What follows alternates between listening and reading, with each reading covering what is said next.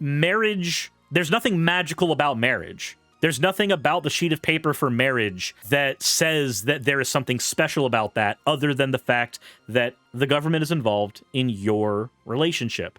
Now, it might be special to you individually, but there's nothing about the relationship structure that changes uniquely compared to being in just a regular committed relationship.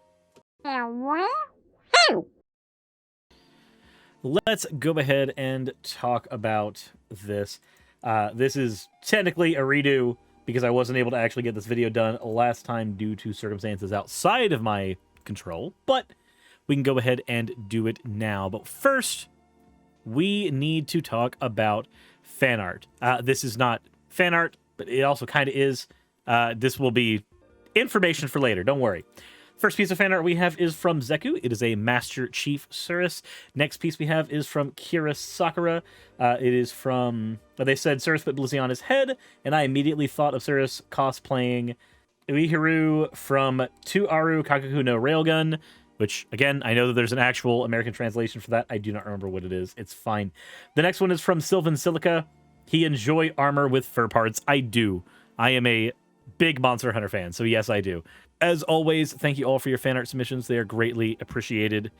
If you want your fan art to be shown in a future video, the best way to do so is to drop it into the fan art section of the Discord. That said, let's go ahead and get into the actual video. Polyamory for dummies, because I get questions about this a lot. So I figure we're going to go ahead and talk about it right now. Let's go ahead and get paint stream going, basically. Okay.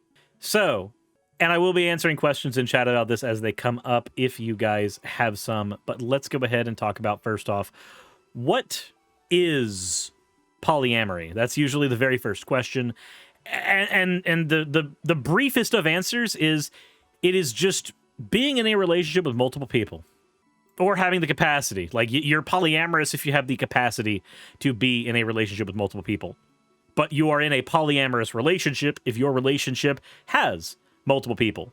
That's it. A normal monogamous relationship has, you know, you over here. You are with Grill over here with Skirt. But if you're in a polyamorous relationship, you might also be with Grill over here. And they might be with this one or another person over here. Who knows? It doesn't matter. The point of the matter is that in a polyamorous relationship, you have multiple people. That is it. The next thing that people usually ask is, why do some people end up being poly? Isn't one person enough for you? And everybody has a different reason for this. So in some situations, let's say you've got two people, this dude right here, and he has, let's say, a very high sex drive. This man has, like, the biggest of dongs. And he is dating this dude over here, and he is asexual and also sex repulsed. So not only asexual, meaning he has no sexual attraction to anyone, and he's sex repulsed, so that he will also not want to engage in sex, even for the benefit of his partner. This is a perfectly valid thing to be and feel, but this usually creates a relationship that has a lot of struggles. Sometimes this partner right here might need another partner who actually can engage in sexual activity. This partner over here may be able to feel romantic attraction just like normal, which is why they're in a relationship. They may find another partner who's platonic and just doesn't need anything. They may find an ace partner who is very, very comfortable with them. This can happen, but it's not always this way.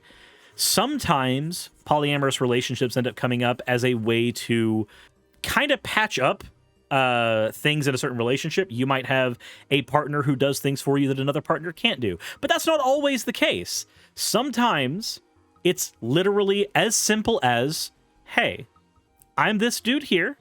I love this girl here, and I also love this girl here. Sometimes it's that simple. Sometimes it's not that you're trying to fix an issue sexually, or even an issue that, like, one partner can give you something and the other partner can't. Sometimes it is just as simple as, hey, I like both of these people. Now, the question that a lot of people end up asking next time is, how do relationships look? Is it always just 3 people dating? Do you have to date everybody in the relationship? And no, you don't. There's a couple of ways in which relationships end up getting structured, and I'll go over a few of them here. The first and most common one you'll probably find is probably going to be some form of triad. This is also the first kind that people are usually looking for. So in this relationship structure, let's say you've got a dude here, and there are 2 girls here, or 2 dudes, or NBs, doesn't matter. 2 people. Darshada says, my wife and I are in a polyamorous relationship, and our relationship chart is a nightmare to plot out. Well, I'm going to get to that as well. I will get to that as well. So the most common one that people strive for is called a triad. Now, triads come with some road bumps and some issues. The first one is, think about how hard it is to find somebody who likes you. Finding another person that likes you is already very difficult. Now, let's go ahead and assume that that difficulty is shared across the board. Finding somebody that likes you and likes your partner is going to be really hard. Like, if somebody wants to date you, this does not necessarily mean they want to date your partner. So some relationship structures that are not triads don't have this line. Sometimes it's just you dating this person and you dating this person. But if these 2 people are dating you and they're not dating each other, what are they to each other? Well, they are what are called meta-mores. They're metamors. Think meamor and then think meta as in just like outside of it. They are metamors to one another. They are not dating each other. They might not even get along, but they both share one thing in common, and that is an attraction and an affection for this person here. For simplicity, we'll just assume it's you. Metamor sounds like Digimon. Couples digivolve too. Now, is it just limited to this? Let's say you're here and you like this person over here. They're a dude here, again, with a big schlong. And you also like this girl over here. This girl over here might not just be interested in you, but they also might not be interested in your big schlonged friend over here. Hell, this guy might just be gay. So this is never going to happen. But she might like this non-binary dude right over here. This person might not like you and might have 0 attraction here, but they are dating here. But they don't have to have one partner either. They might have this dude over here, and hell, this dude might have another partner over here. And she is here with her very warped skirt. You might also have a relationship over here. So you're dating 3 people, and each of these people are dating just a random chain of people. There's 1,000 ways in which this might play out. The fact of the matter is, instead of thinking of it like a giant unit, think about it as a series of individual relationships. And that will simplify things a lot.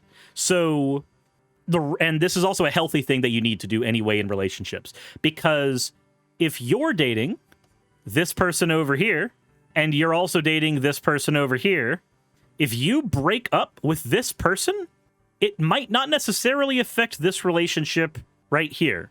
This relationship right here might be completely and totally unchanged. Now, where things get a little messy is if this person is dating this other person here.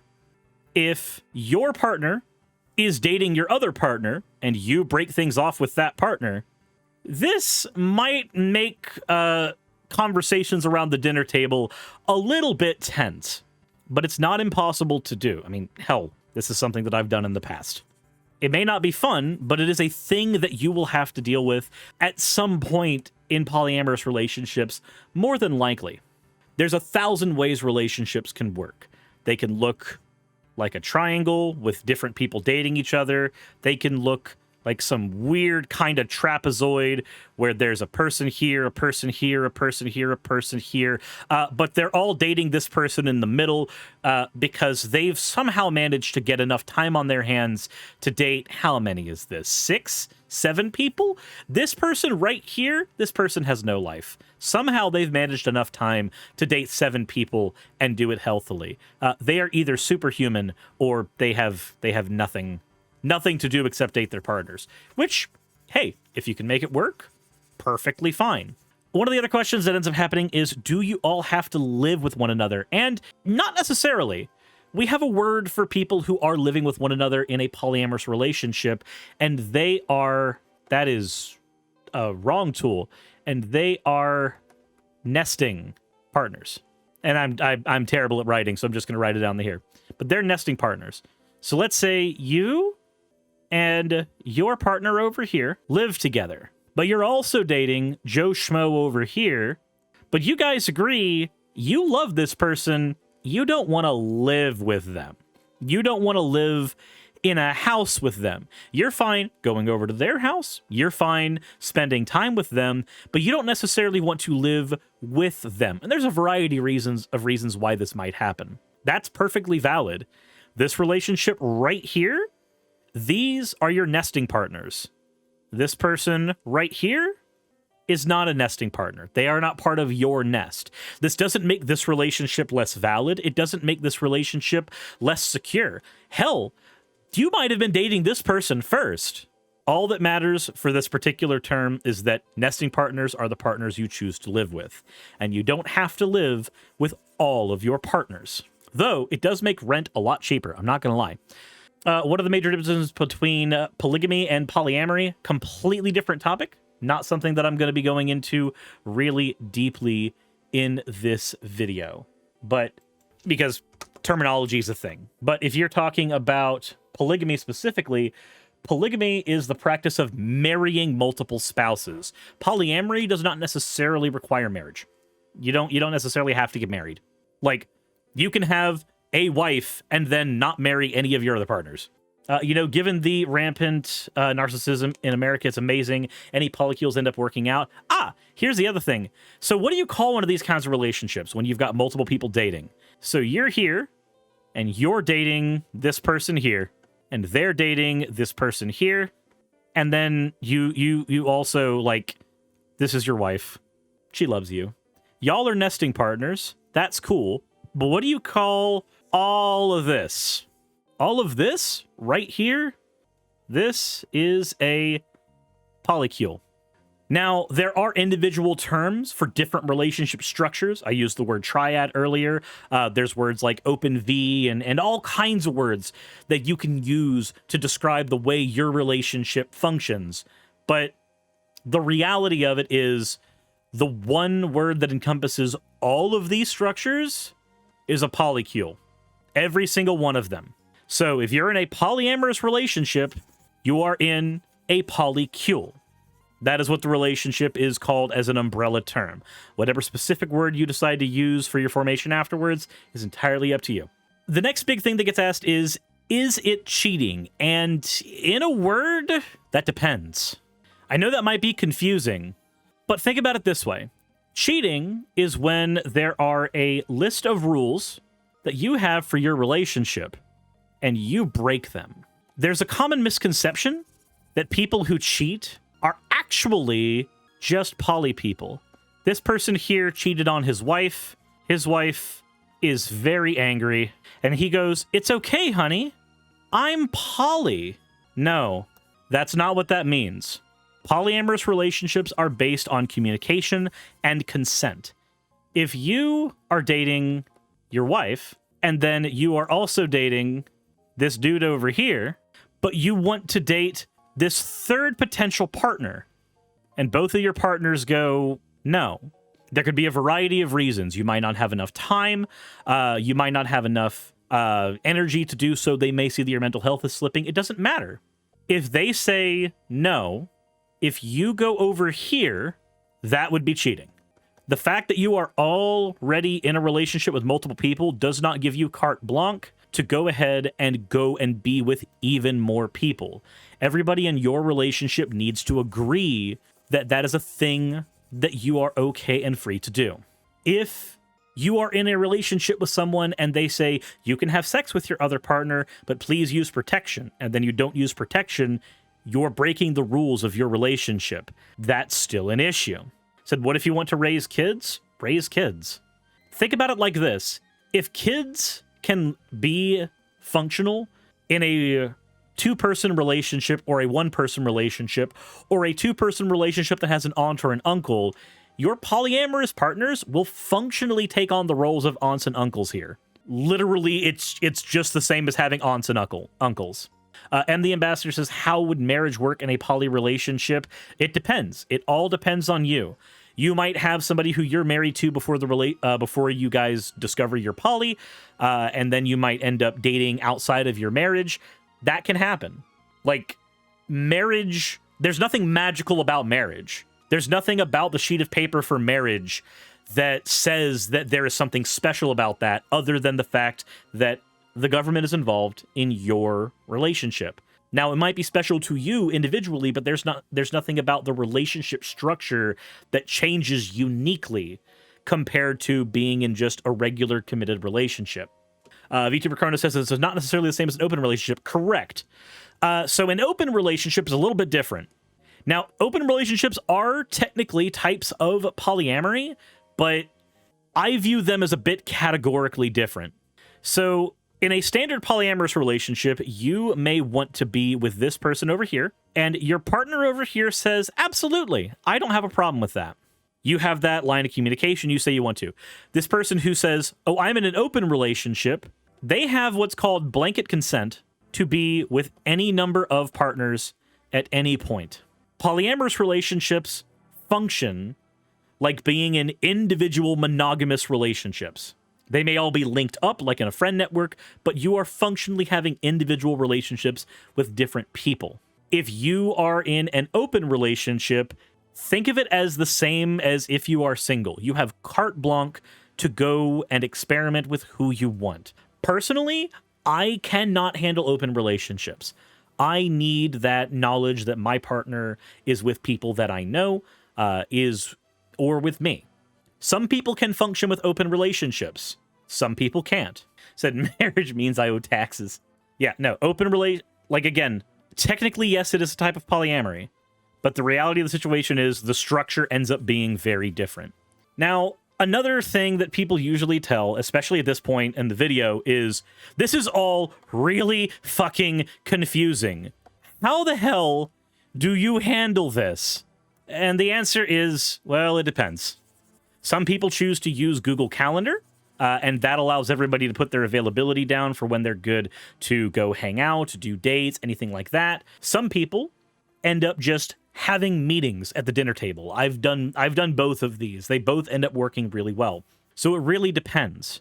You may decide that having the occasional dinner table meeting and then being, loosey-goosey otherwise ends up working. You may find that all of the adults here do not necessarily have the discipline to partition out time for one another correctly, so you all set up a Google Calendar that everybody can read.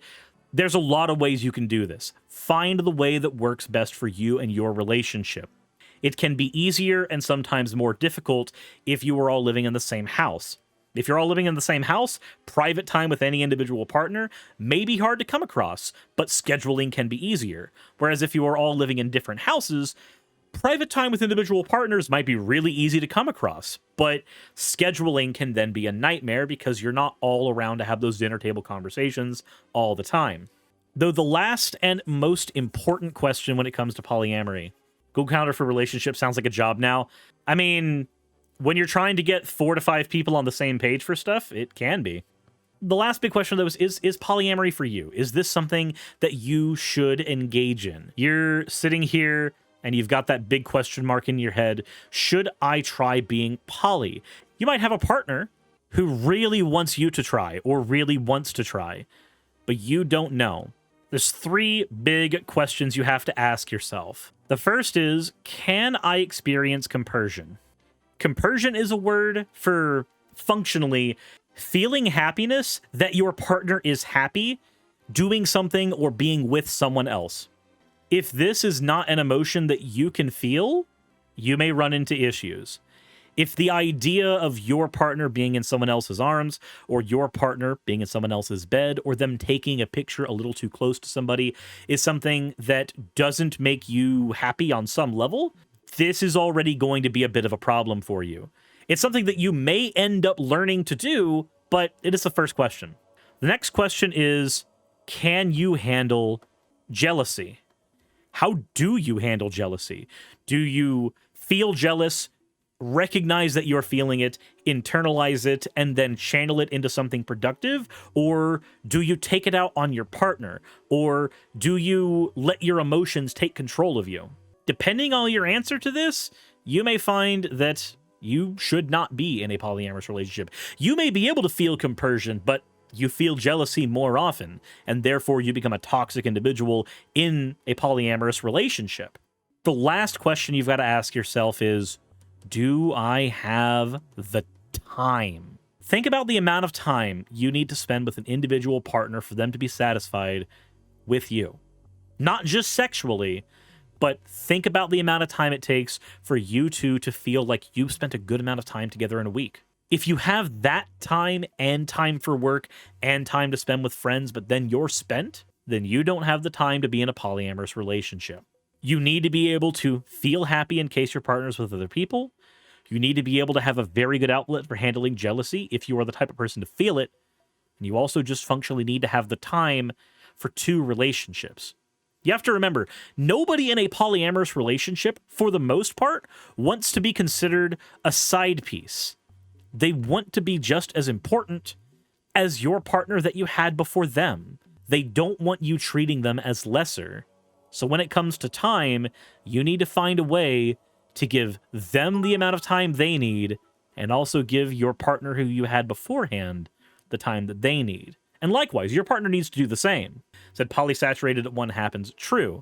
If you don't have enough time, then you just don't have enough time. But these are the big questions you've got to ask yourself.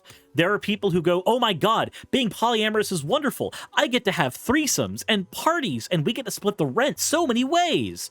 And yes, all of those things can happen. But the reality is there's a lot of mechanical effort that is involved in it. And if you are not able to put in that effort, then you should not try.